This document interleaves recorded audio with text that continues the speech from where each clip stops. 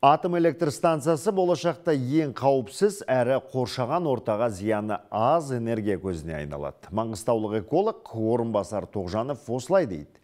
Оның айтуынша, әлем елдері көмірсутек жағуды тоқтатпаса, климат қатты өзгереді. Сондықтан эколог елімізге атом электр станциясын салу қажет дейді. Жалпы бүкіл әлемдік келісім бойынша 2060 жылы Қазақстан мүлдем көмірсутекті отынды, яғни көмір, газ, тағы басқа заттарды жағуды тоқтату қажет. Әлемде мына жағдайды қарайық.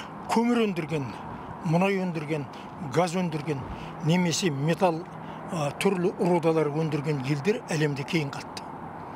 Әлемдегі озып шыққан елдер бұл молекулалар мен атомдардың қасиеттерін зерттеп, оның бөлшектерін пайдалана білген елдер ғана әлемде озық елдерге айналды.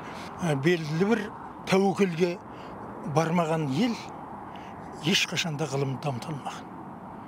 Міне сондықтан да атом электр станциясын салу қажет деп есептеймін.